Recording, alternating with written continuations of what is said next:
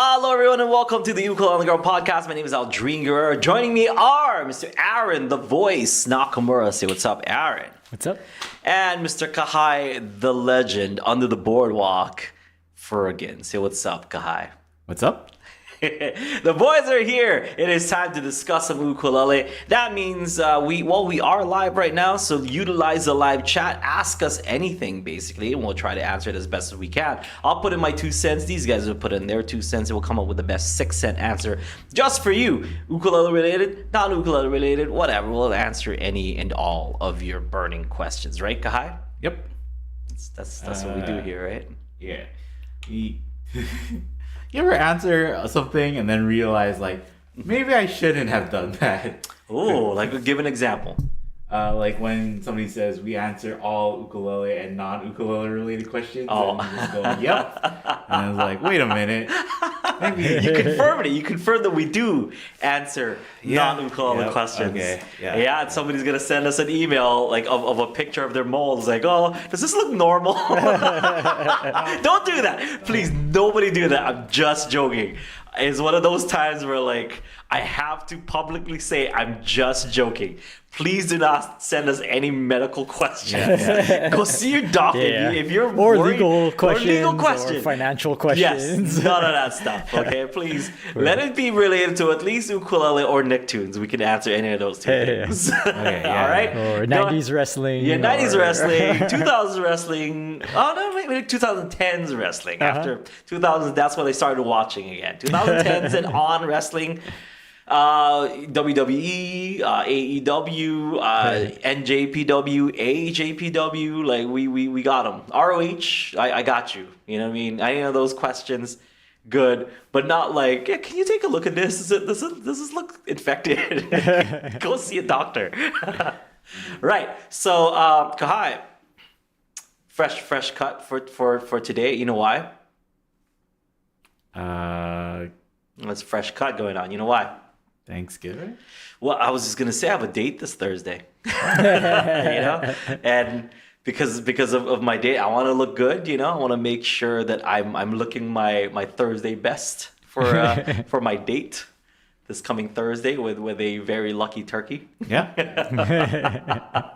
What did Bob name his turkey in that episode? I What don't is it? remember. Lance. David Lance. Right on. So for those of you folks who are American and celebrating the holiday of Thanksgiving, happy Thanksgiving to all you folks. But before we move on to the questions, speaking of holidays, Kahai, you have an announcement about holidays. You break it to him. I don't want to break it to him. That Yeah. we're not going to be here for Christmas? Yeah. I don't want to say the bad news. You say the bad news. I'm the deliverer of good news. When people see me, they're like, yeah, Aldrine, he always tells us good stuff that make us happy. Yeah. So Christmas and New Year's falls on Mondays. Monday. So we're not going to be here on those days. So yeah, that's like a month away, but Yeah, just letting you guys but know just letting you guys know, So for those of you folks who are like, it'd be nice to meet up with family like during Christmas, all huddled in together, watch some Ukulele Underground podcast. Sorry to break it to you, we have no Christmas special this year. just watch one of our past episodes. Yeah. Or you're like, okay, I'm gonna wait. I'm gonna watch the ball drop, and then the next day while I have breakfast, I'm gonna go watch the Ukulele Underground podcast. Nope. And you know what? Kahai's delivering the bad news, so it's Kahai's fault. That naturally. Yep. Sorry, guys. Okay, let's get the show started. All right, so Kahai, what's some questions? While Kahai and Aaron are asking me questions via email, or these are just general questions that we get asked all the time, you can definitely ask your own question in the live chat, or if you want to email us if you're not watching this live. For those of you folks who are watching this after 2 p.m. Hawaii Standard Time, we're usually done, okay? So don't be like, hey, what's up? Nice to tune in live on the comments. It's not. It's not. Yeah, I did want to bring it up, though, that me and Aaron have to come up with the starter question every week. So if you guys want to leave some suggestions for that. In the comments. Yeah. We'll start looking through that. Okay, so go ahead. Shoot. Yeah, and then so for this week's starter question, I figured since Thanksgiving is coming up Yes. and Black Friday is coming up with sales, Mm-hmm. what are some ukulele or just music accessories that you think cool. are go-to buys when they're on sale, or even if they're not on sale? And what do you think are some accessories that get shown or like people are like, whoa, but you don't necessarily need? Okay, right off the bat, strings. You know what I mean? Like, if you can find a sale on strings, go for it. The strings are always something that you're gonna need, like always. The set of strings on your ukulele shouldn't last you, if you play all the time, more than like 2 or 3 months. I would suggest changing them. So, and if you have multiple ukuleles, if you're one of those people who suffer like me in the debilitating disease of UAS, ukulele acquisition syndrome, then yeah, the only solution to feed that is to buy more strings. And it's actually a great way to try out some strings that you've never tried before. If you're if you've been like kind of eyeing out a set, if you're like, okay, well, I've always wanted to try I don't know, living water strings or PhD strings or AEG cross AQ strings. That was the time to do it. I remember a year or two ago, I remember Aquila had like a bundle, like a Christmas bundle, like that had a bunch of strings, like different kind of strings that you can try out. That was pretty cool. Stuff like that. So if there's a Black Friday special and they're selling strings, stock up, because that's, or if there's an ukulele player in your life and you're looking for some stocking stuffers, cannot go wrong with strings. Just make sure you find out what they like first, like if you're gonna buy it for someone else, or I don't know, or don't. I guess just buy them whatever. They might have an ukulele. They're like, okay, well, this one's just kind of laying around. Maybe I'll try the strings on these. Always number one gift for any ukulele player. Everyone could use a set of strings. Okay. The second thing that I would look for a Black Friday special. If you're trying an ukulele for the very first time, there's always great Black Friday deals in as far as the beginner ukulele department. There's always going to be like sales on like your first ukulele or even like a mid ukulele. Not mid as in not good, but mid as in like the middle. Mid-tier. Yeah, mid-tier ukulele, because there's a beginner ukulele and there's a mid-tier ukuleles. There's some great deals in those, and every now and then you'll find deals on high-end ukuleles. So just ukuleles in general, now is the time to get them because or if you've been waiting to pull the trigger on something, now would be a good time. There's lots of sales going on, and I know the companies who does like the economy level ukuleles always have a sale on those, so look for those sales. But you never know, because I know Kanilea had a Black Friday sale last year. I think they had an in-person sale where you had to go to the store. That's a great deal to kind of just like go try a new ukulele and get a nice discount on it as well. But things like that. So first, strings, because every ukulele player needs strings. Second, just ukuleles in general. 4 or 3. I can't count. 3.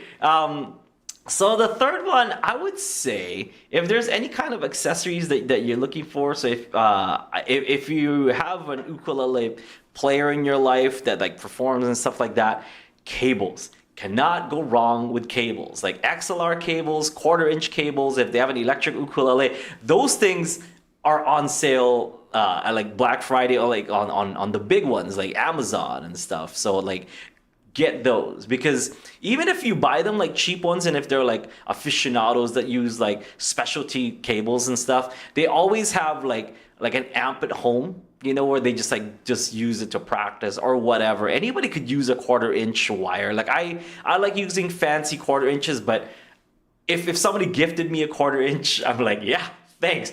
Always need these, Yep. Either as patch cables or whatever it may be, like, or XLRs. Like, I love XLR cables. I actually told my own family, like, because they're like, oh, well, what do you want? Because they always have a hard time gifting me stuff for Christmas, and I'm like, just give me XLR cables, because at Can the end always of the, use 'em. Yes, at the end of the year, if I get a bunch of XLR cables for Christmas, I can always just replace the XLR cables that I have, because you never know when they're gonna die. So I just always at the end of the year replace my XLR cables, and it's not like I'm throwing away 10 of them or whatever. I only really use realistically like 4 or 5.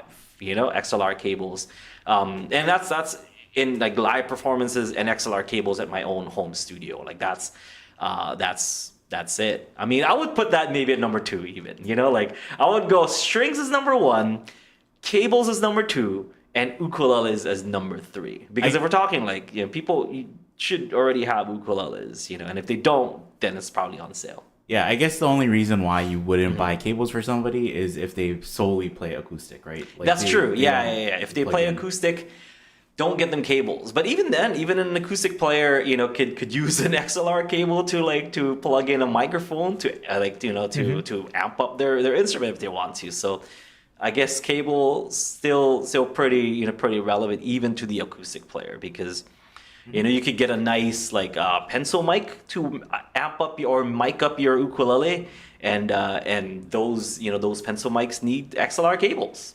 But that's really it. Like 2, 3 of I feel like the most essential things that an ukulele player would want as a gift, or an ukulele player would want if they're on sale. Those 3 things, stock up. Yeah. Things that you don't need. You asked that, right? Or yeah, and then okay, we'll do that because Craig and Sarah also kind of asked a question, and it seemed like almost a better... Are they on? Yeah. Oh wow! Hey Craig, hey Sarah. So maybe we'll going? do a couple of things that you don't need, and then I'll ask Craig and Sarah's question too. Okay. Things that you don't need. Another high-end lenses for cameras. Craig G. I'm sure Sarah would agree with me on this one. If you already have really nice lenses and they work just fine, you don't need the newest 2024, 2023 edition of it. And OBS is just fine. I get you, Craig. I get you. I feel called out right now. Yeah, that's me too. No, things that you don't need. I don't know. Really, I'm not one of those. I don't really buy accessories and stuff. So if people are buying accessories, what would be? I guess capos. You only need one. I guess. But if you, if at all, if at all, if you need it, or what's? I think you said capos, and I was thinking also yeah. I think cheap cables are good to gift somebody, but the more expensive cables and the more expensive capos is kind of a diminishing return. Yeah, right? That's true. So they maybe both, that. Yeah. It's okay. It's still good, but it's not like you're gonna see much of a difference when you go higher and higher. Yeah, I feel like that's the answer, because I'm not sure what what people don't need. I'm not in the park of don't get that. I'm one of those if there was an angel and a devil on people's shoulder, I would definitely be the one that's more pointy. Where I'm you should get it. You should get that uke. You should buy that. You should definitely go for it. I'm on that corner. My wings are not white. Let's just say. Okay. You want to try Craig and... Yes. What's Craig and Sarah's question? So they said, what investments in your ukulele journey have been instant regrets, i.e. inaccurate tuners, junk audio interface, etc.? Oh, that's a great question. That's a great question. Because for me, something too, you mentioned getting a mic, and I was talking to Aaron about it, and I think getting a good mic is good, and when you start off wanting to record stuff, but don't just buy more expensive mics just because they're more expensive. Yes. And do very careful research to make sure that type of mic works for you, because I have bought expensive mics not realizing that it's for very specific instances that they sound really good and not for necessarily what I need it for either. Let's see. Oh, that is a tough question. That's a great question. It's a great question. I have invested in pedals and DIs that I have not ended up using. There's a DI that I was really, really, really excited for. It's called Tone Bone. It was an acoustic DI. It sounds great, but I didn't like the fact that that you gotta plug it in. There was no there was no option for a battery to run that thing. But I know if you're gonna go the pedal route, you're gonna be using a daisy chain and you're gonna plug it in anyway and stuff. So for those people who like to bring like I don't know 50-pound like luggages with amps in it and stuff, or not amp but like with pedals and all that crazy gear, then maybe it might be worth it. But for someone like me, that was definitely a bunch of times that I invested in some expensive pedals and DIs that ended up not being as essential as I thought it was going to be, because when I started touring, I'm like, okay, I need to sound the best. I need to figure out the best setup. But honestly, like, you're still at the mercy of the sound man. So I don't care how clean, how nice your sound is going. If that guy behind the board is terrible, your sound is going to be terrible. I've been at a gig where like the guy behind the board is adding some unnecessary echoes. Remember, was it you or is it Ryan that I was playing with? Oh, I don't know. I'm sure it's happened multiple Some weird times. like echoes and delays that he was adding. So like he would, I guess, would know the song, and like he would wait like in my vocals like until I say like a certain word or note, and then he would hit the button like on the board. I'm like, why are you doing that? So you're still at the mercy of the guy behind the board. So that's definitely some pricey things. Like I said, the tone bowl sounded really awesome. There's this like acoustic kind of DI preamp thing that I had. Couldn't bring it on tour, so it was definitely like a waste of. It was pricey. It was, I think at the time it was like $400, like $300-400. Another one, and Craig and Sarah might not like this answer, but. And there's a reason why I switched to just regular cables. It's one of their sponsors. Expensive cables. I'm just gonna say expensive cables. I used to be an advocate for very expensive cables because they sound good and they play great and all that stuff. The clean sound, all that good stuff. But there was a certain cable that I was using that was rather heavy.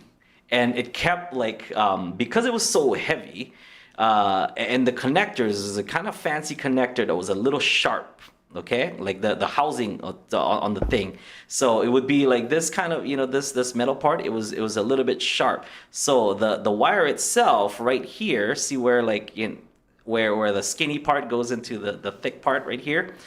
That, the ring around that was a little bit sharp. So since this was this was heavy, and it was straight out, and I also used their 90-inch or 90 degree, not 90, 90 degree one. But this was like what the sharpness on that was eating away at this part of the cable, and that was causing all these problems. And I figured for like a cable that I paid or is worth like $400-500, I didn't think I would run into a problem like that so soon, because I brought it on tour and it was like maybe 2-3 tours, and it was like it was kind of cutting in and out because of this sharp kind of. I know they changed it since then, and they didn't go with that with that one, but I already spent that like $400 or $500 or whatever. I mean, my first few ones were given to me by that company. But then I'm like, oh, this really sounds really good, and because my one broke, and I'm like, oh, what if I'll just buy one? I don't want to ask for another one. I don't want to ask for another freebie. Like I'll buy one, and I bought one, and I bought like the one that's even more expensive because I figured that one is gonna last me longer because they sound good. Honestly, they sound great, yeah, but. Same problem, and I bought the 90-degree angle one, and it still had that problem of it, like, and it was worse this time. Actually, it wasn't even like where the connectors were, because I brought it in to get it fixed because it's like $400-500. Like, can somebody fix this? But the problem was like inside somewhere. Like it was no longer this, and it was just like it was cutting in and out. So sorry, but if I'm being honest, like that's one of the things that I bought. That was a lot of money that I felt like it didn't go. So with much deliberation and much thought, I was like, well, it sounds good. It really does sound good, and it sounds good at home with the amps, with the whatever. If I'm just like really working on my tone at home, but on tour, the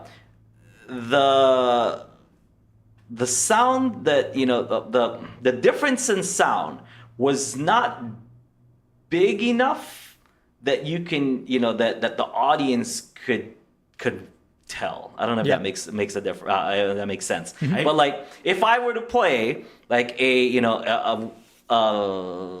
Amazon cable, for example, and that cable that I had, someone like me who knows the difference could probably hear the difference, but the audience who I'm playing for probably couldn't tell that difference. It's one of those, like, it is for for people with like that can hear the sonic difference between the two. Yeah, and then during the performance, there are so many other factors that affect your sound. So it's not. It comes back to what you're saying, right? Like the sound guy, and even like the setup at the venue, where sometimes you think like, oh, they must have like a good sound system, but some venues are just like, we just got like whatever cheapest like sound system we could, and Yeah. And it also sounds different, like when there's a bunch of people in the room and when there isn't. So your sound check is going to sound different from than the actual show. Performance. There's all these factors that you just cannot control.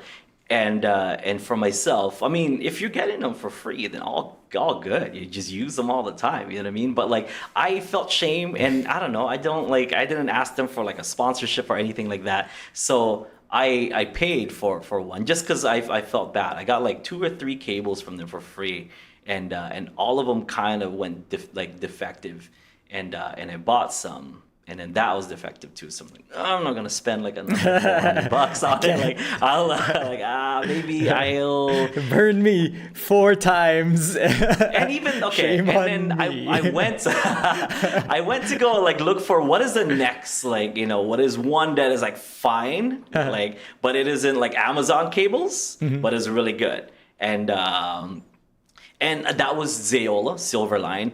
Loved it. Loved Zeola Silverline. It sounded really good. It was half the price of the other one, but that too had like, just like any cable. I mean, cables are. I at the end of the day, I feel like, and this is my opinion, that at the end of the day, cables will just be cables, and they do have a shelf life to them. So like, if it could be 2 years, it could be 3 years, it could be like months for some cheap cables. But at the end of the day, there is like some kind of life, there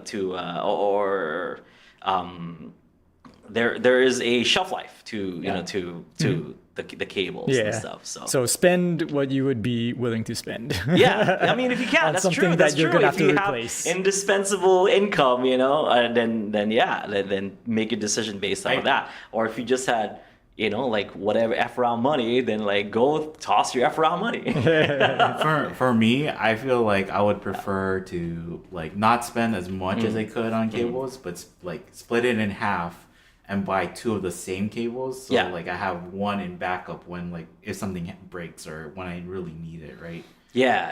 Kind of having, because I think it is like you said, it's just like cables, how they twist and how you use them. Like, a lot of my cables have gone bad too.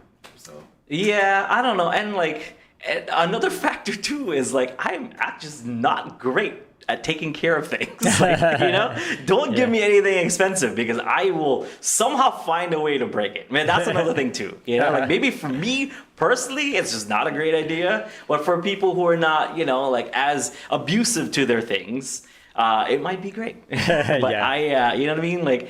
I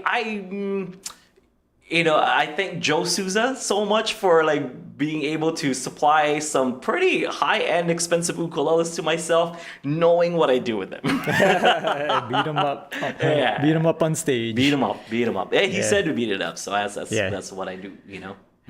Craig and Sarah both responded in the chat. Oh, what did he say? And then they were just saying, understand with the heavy cables. And Sarah said that they actually use their not as heavy ones now. So I guess there's a different. They do. They went with the thinner ones because but a long time, that I do have to say that, I guess I do have to make a correction that same company makes lighter cables now. I think like because the problem was kind of ongoing. And I'm sure there was a lot of people that were that had complaints because expensive. We're super expensive. Yeah. And for them to have problems like that, like they ended up, having solutions.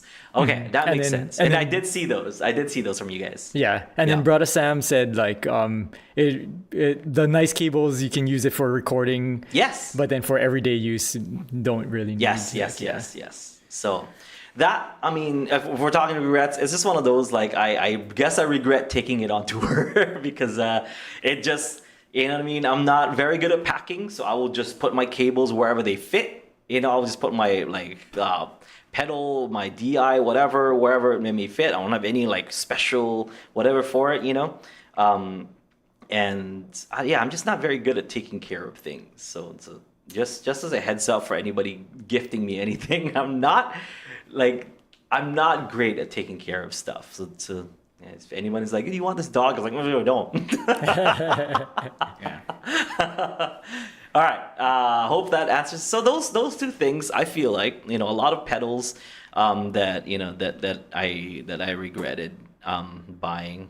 Maybe another one is like I had like delay pedals that I really liked using when I was kind of experimenting around with like different ukulele kind of techniques and sound and tricks and stuff. I had a phaser that I bought because I thought it sounded cool. That's not really a regret. I guess so, It's but just like you don't I guess use my it. guitar could use it. But Yeah. I regret it only because now it's just collecting dust, like somewhere, and I never play guitar ever. Yeah, but I mean, if you get like a quality pedal, it should last It's true. a while, It's and true. then That you can tone bone always is still resell there. it. Yeah, Yeah, and it's just not getting in use. But like the reason for that is so that I can use it on stage, so that the acoustic sound from my ukulele gets a great sound. So it kind of defeated the whole purpose if it's just gonna be for myself, because I don't like plugging in my ukulele when I record. I made that mistake on my first album of like plugging in and stuff. So all microphones from here on, as far as recording. Yeah. So anyway, that's my answer. Just being honest. I'm sorry, everybody. Okay. Yeah. Sorry, the guy who pops bubbles. Good. Next. Yep. Jim said, "What are the benefits of learning alternative chord positions?" The answer is like if you're making arrangements, then you can kind of get the voicings that you're looking for if you know more than one way to play a chord. Like if you only know like this C shape or this C chord and not know like all the other C's that's with it. If you're making an arrangement, then that's going to be very, very, very difficult to make that arrangement as far as the voicings around the melody line, be as effective. I mean, you can still do it. I'm not saying you can't. But if you don't know other voicings, then you can't come up with a voicing to fit the melody that you're trying to create. Or at least one that would fit. There's definitely ones that would fit better. You know what I mean? Like if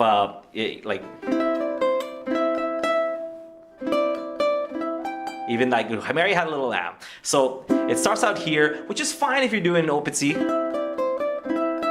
And then like the next chord would be G7, right? Like la la la la la la. So you can't like it's kind of tough to get that stretch, So if you do the second position like G7 but because you're going to be hitting that again.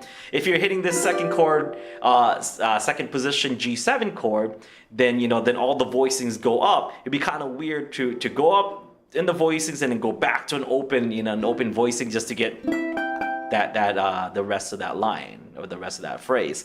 So knowing different positionings on the ukulele is definitely beneficial when you're trying to create like arrangements, like ukulele solo arrangements, or even just vocal arrangements. Like something might, you want the chords to move as you sing instead of just playing like first position chords, which sounds fine. But like sometimes if you're singing something, like I know when I play say like Noho Pai Pai, instead of just going, you're playing the alternate chords. So this D7, this G7, and then with the C, and then going down to the C, bum, bum, bum. And then when I start singing, Pu pu e Ihova ime hana, Poliana ose kuupoli. Sounds fine with the with the open chords, but if you use like alternate chord voicing, pupue ya io bao emehana Poliana ose kuupoli. So if you do, see how it kind of follows the vocal kuupoli. So instead of just going, it's nice to have your ukulele kind of sing along with you on some of the parts. So knowing like kind of different positionings, different voicings of a certain chord will add that much more to your to your vocal arrangements as well. It's not just like the instrumental stuff, yeah. Or another one would be like, let's say another example, like Sunday morning. I play Sunday morning a lot. If I just played B minor, E7, A major 7. The Sunday morning rain is falling. If you land on that every single time, if you play these 3 chords every single time, the whole song for like 3-4 minutes, it's gonna sound kind of kind of boring. So you can add things to it. So you can play that B minor 7, they can play that E7, and then to that to that A major 7 instead of just. You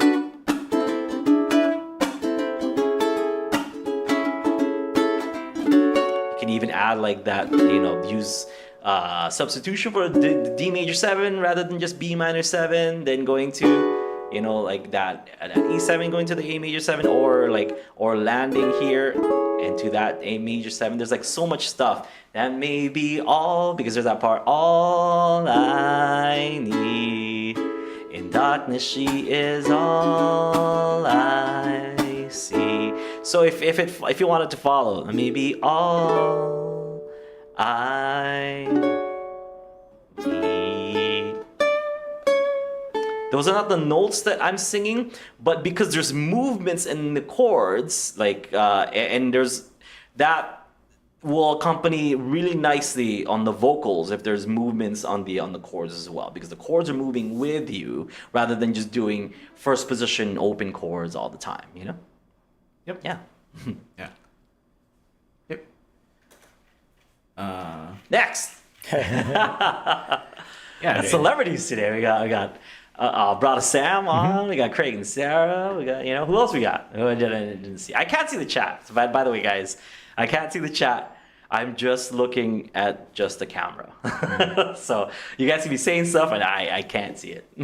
Okay. 6C Mouse said, "What are your thoughts on a wound C string on a tenor?" It's fine. I feel that like if you have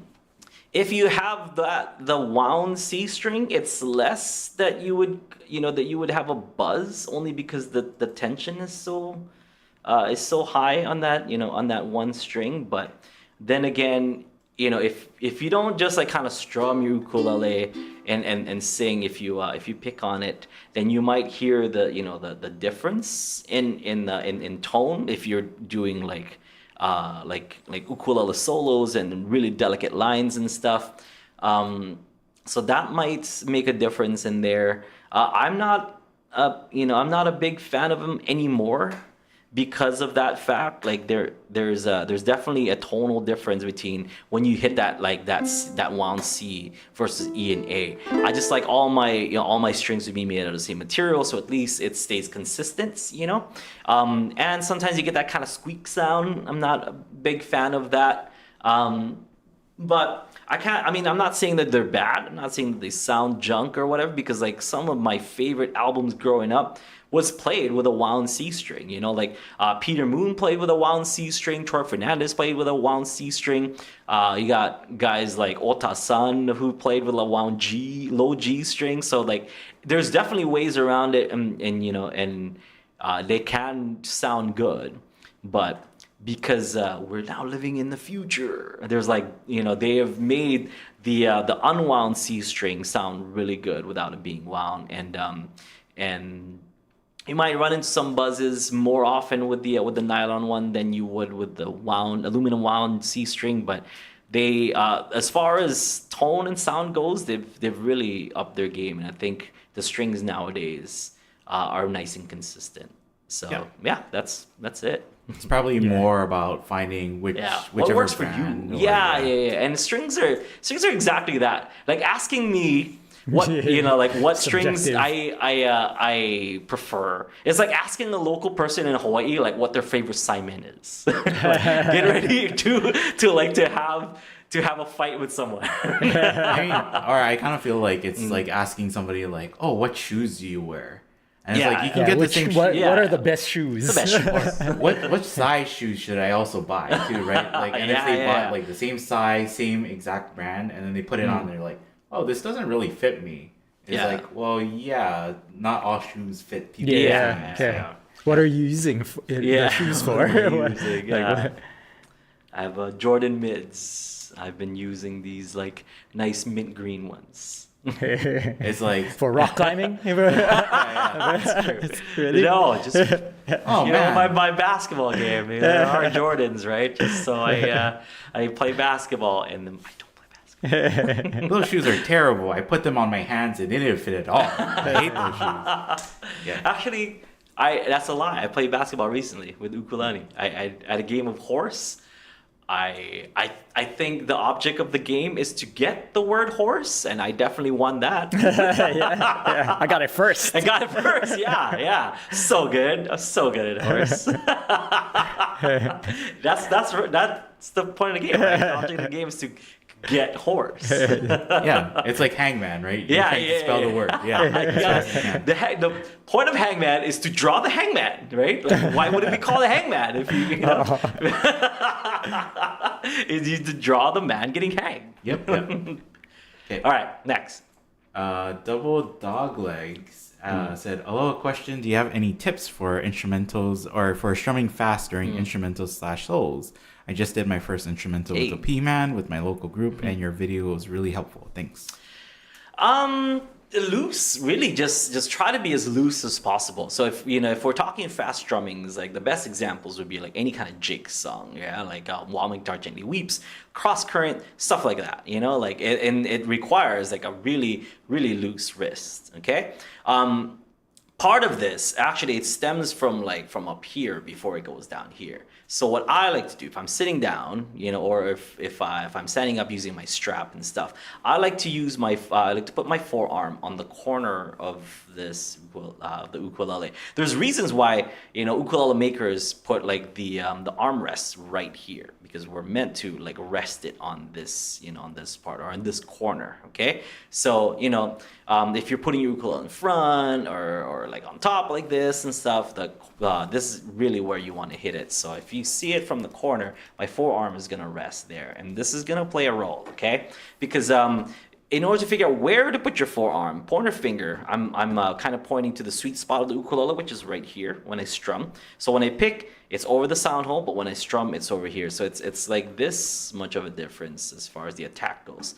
Pointer finger goes there, and that's and I will like relax my forearm and just kind of put it down on the corner. See, so it'll go down like this, so that if it's too much, then my wrist will be out. If it's up this way too much, then there's no room for my wrist to kind of move. Yeah.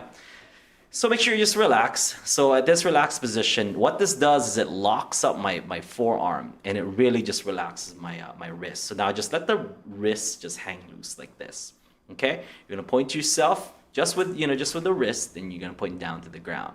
And make sure when you point to yourself, you're using your wrist and not like this where you just kind of like your pointer is going like pointer and pointing to yourself and down to the ground. It's like the whole hand just moves up and down. So imagine the movement is like after you wash your hands and you're trying to get the water out, or if you're like me and you like eating cookies. No matter what time of day, especially late at night, and it gets on your shirt and you're trying to like get the cookies out, like this movement right here, that's what you want to do.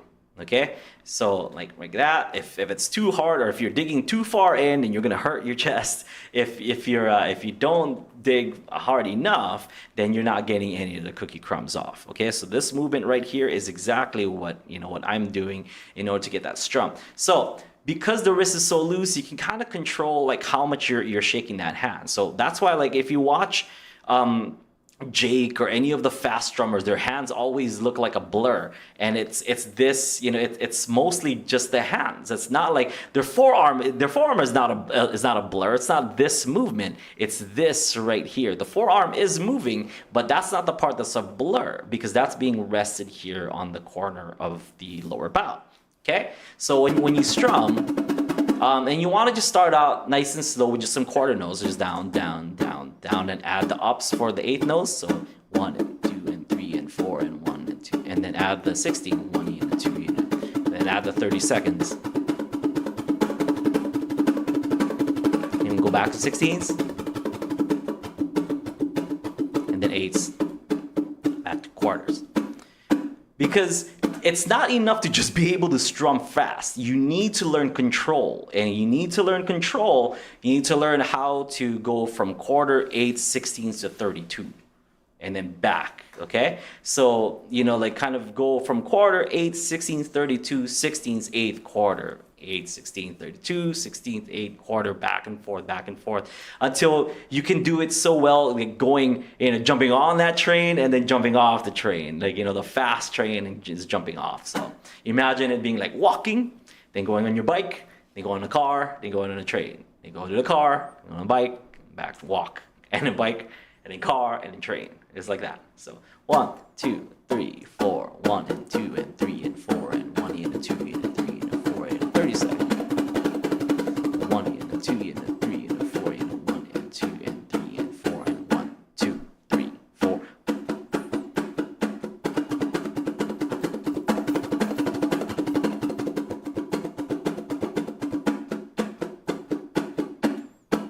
It's all about control. So strumming fast is half the battle, as G.I. Joe would say. Okay, so knowing how to control when to strum fast, when to strum slow, and adding accents is another one that you might want to work on. Like maybe if you're doing this exercise, add an accent to every beat. 1 would be pretty good. So 1, 2, 3, 4, then 1 and 2 and 3 and 4 and 1 and a 2 and a 3 and a 4 and a. So I'm just doing it on a 1 and 2, 3, 4, 1 and a 2 and a 3 and a 1 and 2 and 3 and 4 and 1. Yeah, that. Maybe every downbeat. Like that sounds pretty good. Yeah. Next. Yeah. I think a lot of people underestimate how loose you have to be to strum that fast. Yeah, it's not gonna happen if you lock up your wrist with your forearm. It's too late. You lost the battle already. Yeah, and even your fingers too should be loose. Relaxed. Should be loose. Yeah, because it's really when you're strumming like that, it's like the only muscle that's engaging, even though it looks like you're doing a lot, it's like really only your wrist. And it's like if you're strumming up and down, it's like you're engaging your wrist to move your hand up, and then you just let your hand drop naturally down. So even that, it's like you shouldn't feel like any tension. If anything, it's really like almost like if you're swinging something around in a circle with a string. It's like the momentum should take your hand and move it that quickly. It's not, you're not forcing it. Like you're not. Another mistake that I see people do is like they're doing wrist, but they're kind of doing this motion where it's more like a hi hello, which is that's not gonna pivot. It's not you don't pivot. It's not this way. You know what I mean? Like it's this where it's like it's a twist. It's a twist. Yeah. If you have your hand up that high and you're doing that high motion, it feels like your wrist is engaged the entire time. Yeah. And that's probably why if you try and do it, you're like, oh, I get tired really quickly. Yeah. It's like you can cut down on the energy just by you're kind of pushing your hand up once, and the momentum takes your hand down again, and then it should almost bounce back up, right? It's like a bounce, or it's like it's keeping on your feet when you're jumping up and down and stuff. So next, okay. No Nicktoons today. No Nicktoons questions, Kai. No, there's a lob. No, nothing. All really hard questions. Yeah, I got put on the spot of having to talk about a cable company. I did not like that one bit. Sam I am. I do not like them. Sam I am. Iris Davila said, Okay. I'm very new learning how to play ukulele. Is there a good book for beginners like me with an easy method? Ooh, books are tough. Books are tough. I would suggest just like, just YouTubing things because that's basically how people learn nowadays. Books are going to be hard to translate because I mean, they can show you the pictures and stuff on how to hold and all that stuff, but it's just a lot easier to watch a video and just kind of do what they do. Once you get the basics down, then go for a book. And if I were to go for a book, I would go for like a book like with songs in it rather than like like a how-to book. I don't know. It's don't you can't ask me this question because like if I'm gonna be honest, yeah, like I don't know if I've seen a good like ukulele beginner book. There's always like some kind of gimmick to the book, which is fine. Like I like gimmicks, but like just teach me how to play the ukulele. Like what's a book that teaches you how to play ukulele? They all do. And that's the thing. Like they all in its purest essence, like I think every single book can and will teach you how to play ukulele if you just stick to it, if you follow the things that the book says. But I think it's more just like if you watch a video, you can at least watch the instructor and watch their form.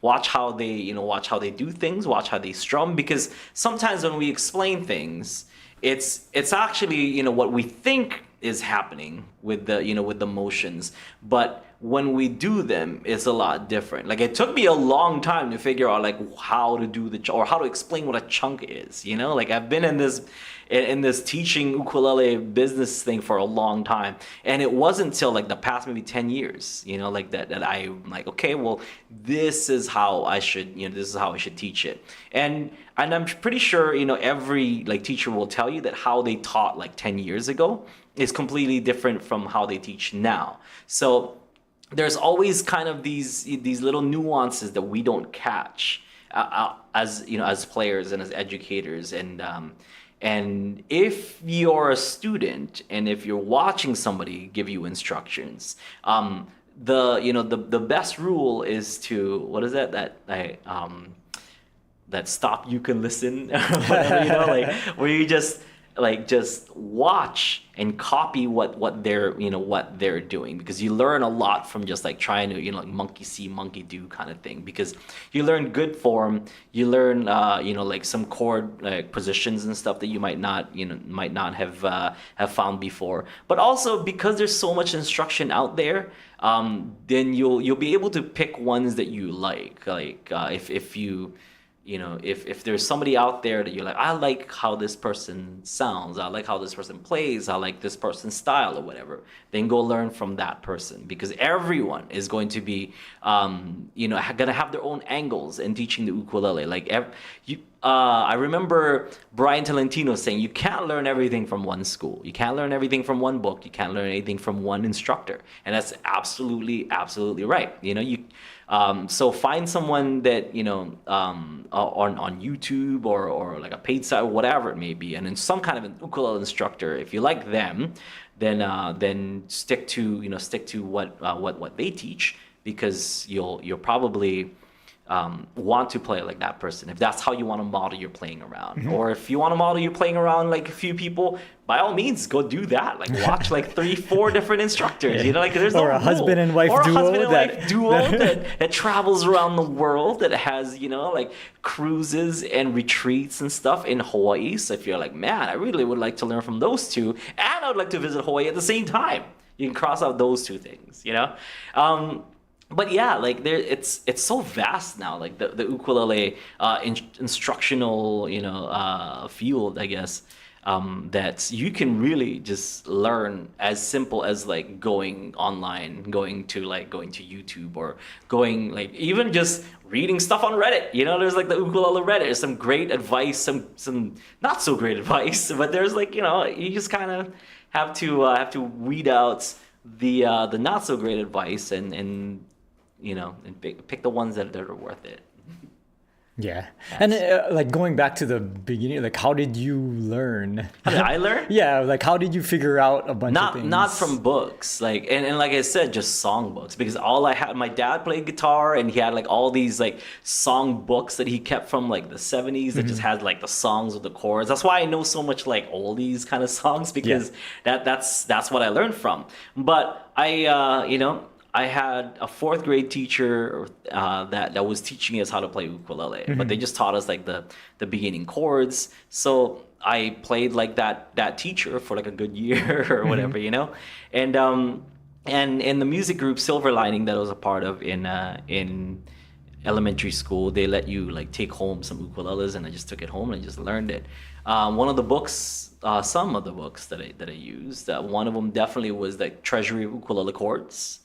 By Roy Sukuma. And that was just chords. That was just chords. It didn't teach you how to play the ukulele, but it was just a nice like, here's how to play like certain chords, or like if you see these chords that are like C major minor 7, 13, 16, 17, 18, 19, like if you have that book definitely has those chords in it, because they and have now there those, are websites where you can where you look can up just any go, chord, and that's why the internet is so powerful. Like I just you don't even need that book anymore. Like there's like a website where you just like for that. Yeah, there's an app where you just like, I want to put my fingers here, here, and here. What chord is that? And it's like F diminished augmented 16, 13, 15 or whatever. C sharp 95.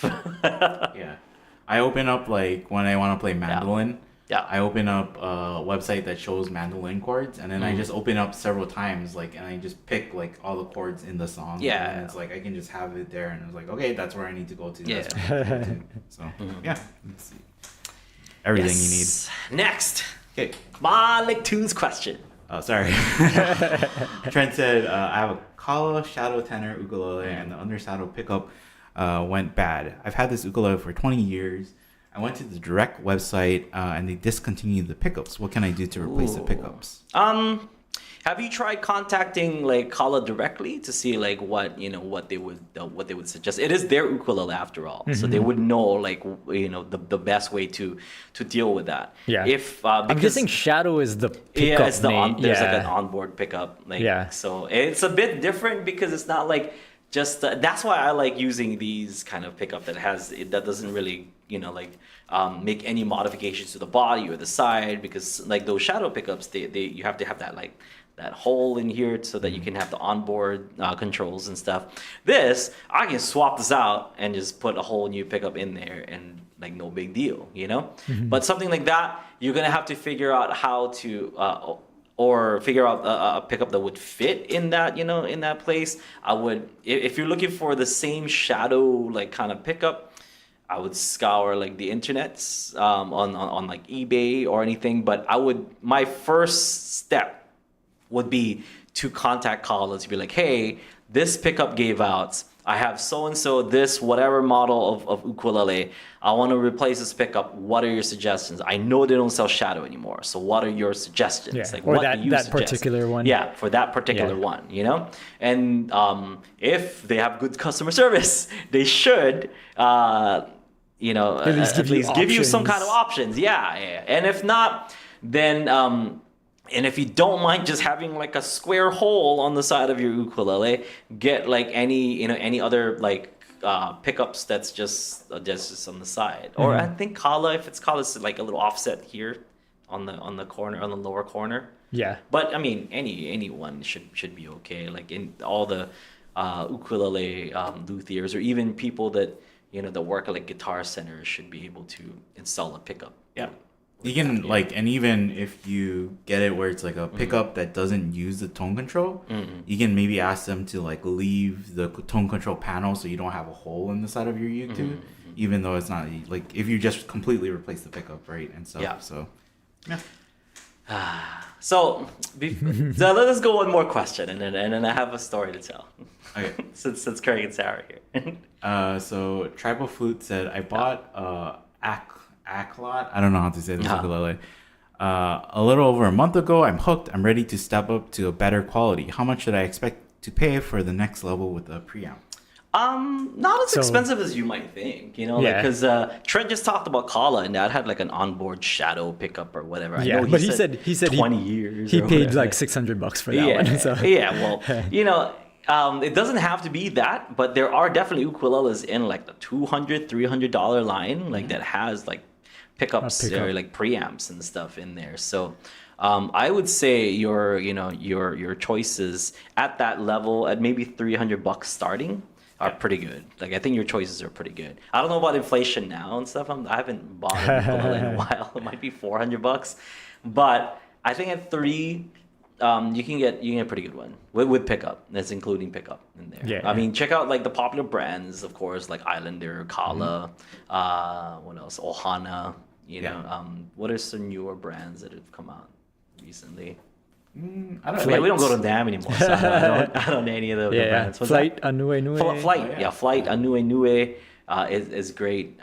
Yeah, so any of those ones. That's right, Flight is like kind of big, a big deal now. Yeah, We saw when they first came out, and like I don't know Yeah. about this brand, how long they're gonna stick around, but like they've Yeah, or they've like what was done the a other great one? job of Luna, promoting. like Luna's been like putting out some ukuleles. Oh, lately. yeah.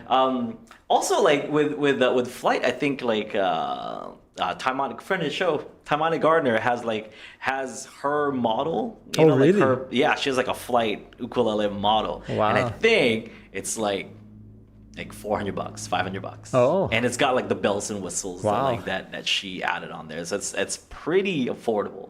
So I'd say ranging $600 between that $300 to $600. If you can save up that much money, then you can get yourself a pretty nice mid-tier ukulele. I think because like I looked up how much the Acklot ukuleles cost, and they're like 50 to 90, or like I guess they're basic models. Okay. So I think like 250, 300 starting off is like that will get you like a good leap up. Yeah. Whereas like if you get anything below that, like for 100, 150, you probably won't. Besides a preamp, you won't see like that much difference in quality from what you currently have to that. Yeah. Right? Yeah. So I'd say that it's pretty safe. Pretty safe. Yeah. Between $300-$600, you can get yourself something really nice. Yeah, for sure. Okay. A little story time. Okay. I'm gonna use some code names. Okay, because I don't want to say like who it is. All right. So Eric kind of knows what I'm about to talk about, I think. So.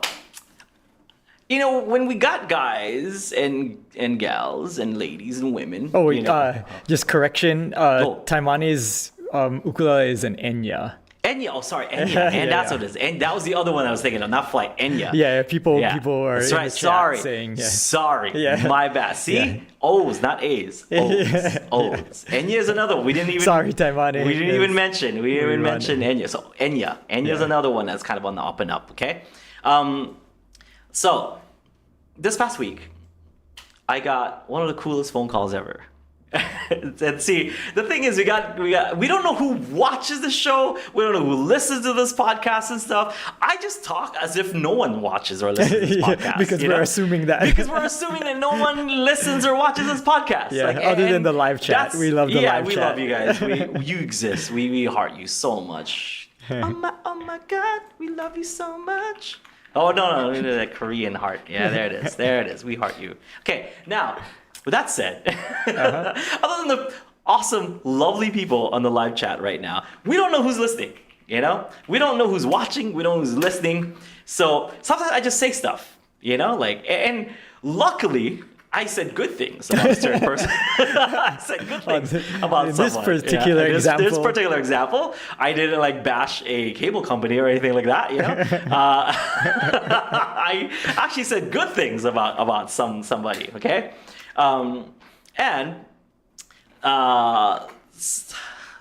Let's just call that person Bob, and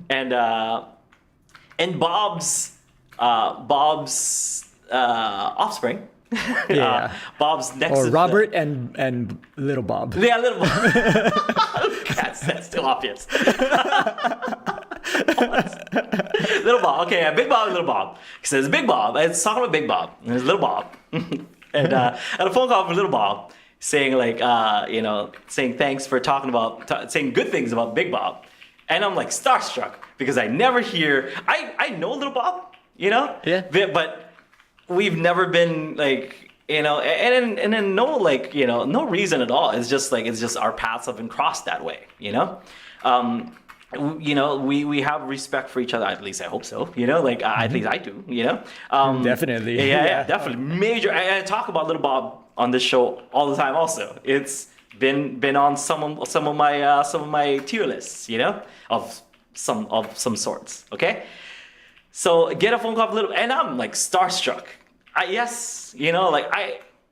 I have heroes, guys. I have ukulele heroes, I have music heroes, I have heroes in general. If Craig G were to call me right now, I would still be starstruck. You know what I mean? If Sarah called, I'd be like, oh my God, stop. We got to stop this podcast. Sarah Mizell is calling. I need to answer my phone right now. Like that kind of thing. There's just, Please don't call Sarah. Yeah, please don't talk call. to you afterwards. But see, the thing is, like, I'm an ukulele fan first, and then, before all this ukulele on the ground, before all the whatever stuff happened, I was a huge, and still am, an ukulele fan, a fan of the art, of the ukulele, of the instrument ukulele, all things ukulele. I would, and I've documented my ukulele journey extensively on this show. So when no matter what my relationship is with this person, I still get starstruck. And you can see, you watch like the Jake interview. I'm like really trying to, no, watch the John Yamasato interview because although me and John have talked and whatever, I'm still like, oh my God, this is John from pure heart. Yeah. So I'm starstruck, and they're just like, hey, thanks for talking like some good stuff about Big Bob. I'm like, and I'm just so awkward. I'm like, but I like Little Bob too. Little Bob's great. Big Bob's awesome. I don't know what I said, but I love Big Bob and Little Bob and like so much, and they mean so much to me. And I'm so inspired by Big Bob and Little Bob, and inspired so many people around the world. And yeah. That's it. I'm sorry for talking so much and being so awkward. And they were nice enough. Little Bob was like, yeah. So I just want to say thanks. Happy Thanksgiving. Bye. I was like, oh my God. And then like that night I had a gig, and I'm like, Aaron, guess who called me? Little Bob called me out of nowhere and said thank you for the things that I said about Big Bob.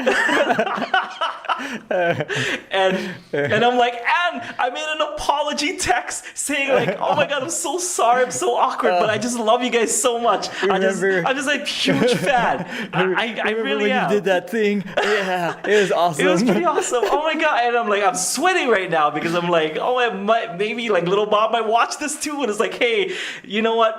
Delete my number. I'll delete my phone number and never talk to me ever again.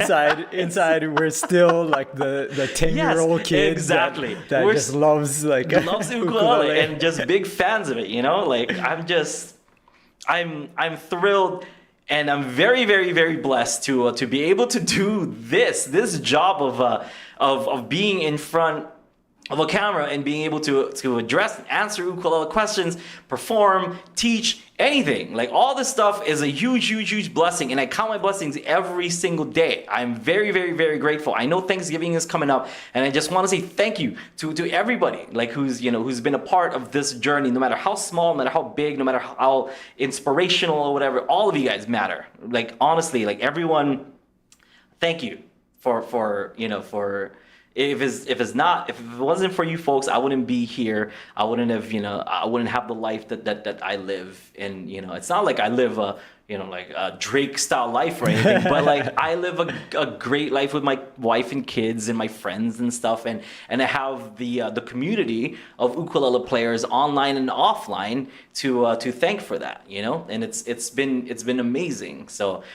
to get, long story short, to get that phone call that people are listening, that people are paying attention, or like people care about like the stuff that we three guys joke around about a lot, it's huge. And I just, and if I could just stop being awkward for a second in front of my heroes, I would just like to say thank you for inspiring everybody, for inspiring me, for shaping me to be who I am, so that I can share the love of ukulele and my overwhelming love for this instrument with you folks. It's because of people like that. And I just wanted to share that story. I'm like, oh my God, little Bob called and talking about Big Bob. It was awesome. He wanted to talk to me. You want to talk to me? He called me. You called my number. You know what I mean? Like he didn't call like the Ukulele Underground number and left a voicemail. Like he called my number. He asked Craig for it. Craig gave him my number. Yeah. Craig, yeah. So I guess the beginning of the story is I get a phone call from Craig. He's like, hey, can I give Little Bob your number? And I'm like, oh my God, that'd be amazing. So then Little Bob calls like 2 minutes later. And it's one of those. Really, can you? Please. And my phone, for some reason, if it doesn't recognize the number, it'll silence it.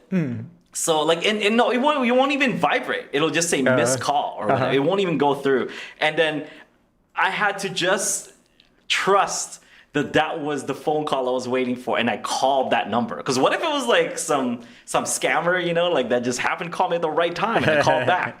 And I called, and good thing it was Little Bob on the other, on the other line. I was like, oh my God, it's really you. You answered the phone. I can tell your voice. I can tell from your voice. It's you. And I was just starstruck, and I'm sweaty. I'm getting sweatier because I'm getting nervous because I'm talking about stuff. So yeah, guys, the ukulele community is amazing. I love it and love you guys. And yeah, thanks for making this the coolest job ever. Because that was awesome. No, I was like Chris Farley interviewing Paul McCartney. Watch that. SNL, Chris Farley interviewing Paul McCartney from the Beatles. It was exactly that. Like I was just that awkward. It's just like, remember that time you wrote that song? That song was awesome. Remember that Big Bob wrote that one song? It was pretty awesome. Changed my life. Changed my life, man. If I'm remembering this correctly, Yes. I believe like Big Bob asked for our stickers. Yeah, that's the thing. Yeah. Like Big Bob has been a fan of Ukulele Underground. But That's the thing pretty is, cool. I don't know, like I just hear it. I didn't get to talk to Big Bob in that way. He just emailed, asked for stickers. But this is like direct. Like they called me. They knew my number from Craig Chi. Craig Chi gave him my number. Yeah. And with my blessing. It's not like Craig is just giving my number away to people, But it was just so cool to get that. I know Craig and Little Bob are like good friends, and they're like, it's just Little Bob and whatever. But what? Like I'm friends with some pretty amazing people, but every time I get a phone call, like I'm speaking of Bob's, like I'm friends with Lauren Bouchard, like I'm dropping that name, But every time I see his name on an email, I'm like, oh my God, it's like an email of Lauren, and it could just be like, hey, happy Thanksgiving or whatever. But like, oh my God, Lauren Bouchard, wish me a happy Thanksgiving. It's just like, hey, just wondering what you're up to. Just want to say happy Thanksgiving or whatever. It's just that's cool. Okay, bye. Like that's it. But like, oh my God, I'm saving that. I'm taking a screenshot. I'm gonna put it up, make a poster. Frame it. Frame it. I have the because he gifted me the second Bob's album. Yeah, the vinyl version of the Red Bob's Burgers album, and he just gave it to me, and on it is a post-it, like a Bob's Burgers post-it note that said "Compliments of Lauren," and I kept that post-it note. He didn't even write the post-it. Yeah, he didn't even. It was like his assistant that wrote it, But I'm like, I'm keeping this because this is from the desk of Lauren Bouchard. I keep it under my pillow. So it's like have coochie Kobe dreams when I sleep. Yeah, it's things like that. I'm, beneath all of this, I'm still a huge ukulele fan. So like all these amazing names that we casually talk about, I'm actually huge fans of these people. Like every time I play Mario Kart with people like Brittany Paiva, and Abe Lagrimas, and of course Craig and Sarah, it's just like, oh my God, I'm playing video games with these people. How is that? I'm red shelling Craig right now. I like that you're probably feeling like that, and then Craig and Sarah are just like, I hate when Aldrine plays Mario Kart. I can't win. It's cool. So sorry, I just wanted to spend the last 50 minutes of this podcast just gushing over how cool the ukulele community is. But yeah, just that. It was cool. And now I made it more awkward by talking about it on the podcast. But whatever. I was just stoked. And just if little Bob is watching, just know how much that phone call meant to me. Just I wish you know how much. I wish you knew how much that phone call meant. And it meant a lot, and I'm very grateful. Thank you. So. Yeah. And thanks, Craig. Thanks, Greg, for making that happen. Okay. All right. So that's any businesses. Anybody? Of course, Christmas, New Year's, no podcast. That lands on a Monday. Yep. Yeah, I'm the bearer of bad news again. We're not gonna be here Friday too. Yeah. Yeah, because Oh. this Friday, right? Oh yeah, this Friday. That's right. This Friday, no Aloha Friday Live Jam. I'm so sorry. That is Recover from Turkey Day for all of us, okay? Thursday is Turkey Day. Recover from Turkey Day is on Friday. Remember, I got a haircut just for this turkey. So I kind of hoping that this turkey stays over. You know what I mean? Like my date goes well, turkey stays over the night. Friday, we can have breakfast together, if you know what I mean.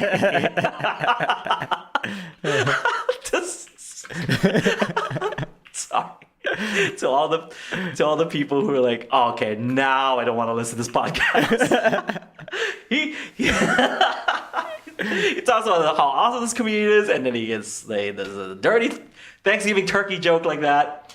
But anyway, yeah, no Aloha Friday Live Jam. I'm sorry. So the week after we'll have it, and also I guess the week after is already open mic. Right? No, because the week after the first Friday is gonna be the Friday is gonna be the 1st of December. Okay. So open mic is just around the corner. It's I believe 3 weeks away, but just letting you guys know, 3 Thursdays away. Okay, so not this Thursday or next Thursday, the Thursday after that. Kahai put out a very, very awesome Christmas ukulele solos just for you folks. So make sure you check that out. It is Blue Christmas by the one, the only, the king of Cocoa Palms, Elvis Presley. So an Elvis ukulele instrumental song is ready for you guys to check out and learn. So make sure you guys check that out. It's on our YouTube as far as the play along goes. Preview. A preview. Yeah, and learn the song over at UU Plus, and that's Ukulele on the Ground Plus. If you want to take your ukulele playing to the next level, sign up for UU Plus. We do have songs and lessons available for free over at ukuleleontheground.com. But if you want to go that extra mile, UU Plus. And also we have private lessons with yours truly set up. So if you want to go purchase a private lesson from me, there are 30-minute private lessons. Go over to ukuleleontheground.com to sign up for that as well. You don't have to be a UU Plus member, but if you're a UU Plus member, $30 off. And UU Plus is what, $20, Kahai? What a deal. What a deal. So it's like it's like signing up for a private lesson and getting that month of UU Plus for free. Right? Yeah. Exactly. And you get $10. Yeah. Trent said it earlier too. It's like a 2-week free trial. So yeah. Yep. So go get them. Go get them. Okay? All right. We'll see you folks next time. Have a great one. Enjoy your Thanksgiving. That last 15 minutes was basically me being thankful to all of you folks for believing in everything that we do. Seriously, I cannot express my gratitude enough to all of you folks and all the people who have inspired us. Thank you for everything that you guys do. Okay? Take care. Don't eat too much. That tryptophan is for reals, okay? All right, Kai? Sure. See you next time. Have a great one. Aloha.